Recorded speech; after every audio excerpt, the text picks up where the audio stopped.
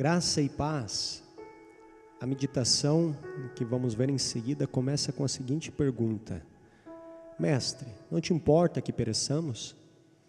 Essa pergunta surge em um contexto turbulento, onde o barco em que os discípulos estava sendo açoitado por fortes ventos, que resultavam em enormes ondas e batiam com violência na embarcação, e inclusive já invadiam o seu interior. Temos que nos lembrar que alguns dos discípulos que estavam no barco, eles eram peritos pescadores. E deduzimos com isso que, além de entender de pesca, certamente entendiam de navegação. Eles sabiam como se portar em meio a tempestades. Cremos que tinham habilidades para isso. Mas mesmo assim, eles se viram impotentes diante daquela situação. O que aconteceu com o conhecimento e habilidades que tinham? Eles perderam? Será que eles foi tirado? Acredito que não.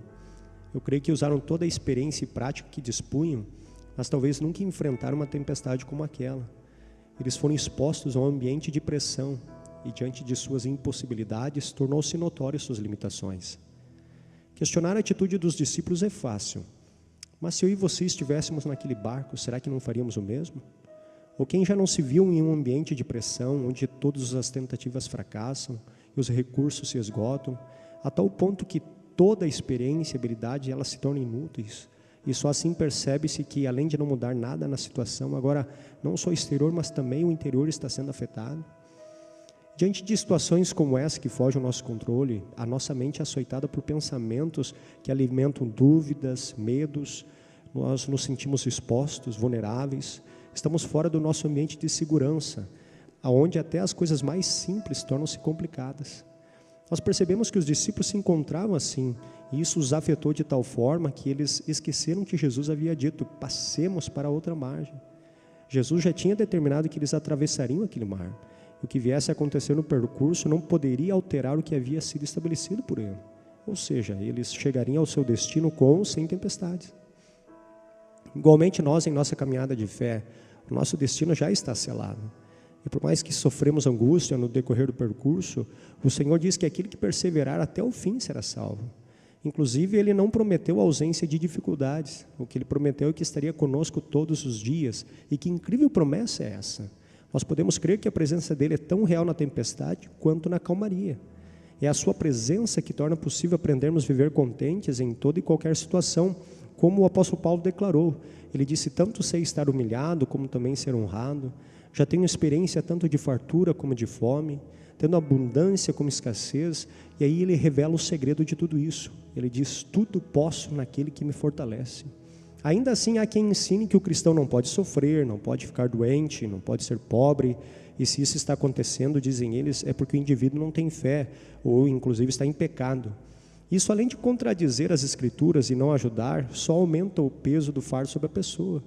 Pois Jesus deixou claro que no mundo nós teríamos aflições, mas que não era para perdermos o ânimo, e confortou nosso coração dizendo que Ele venceu o mundo.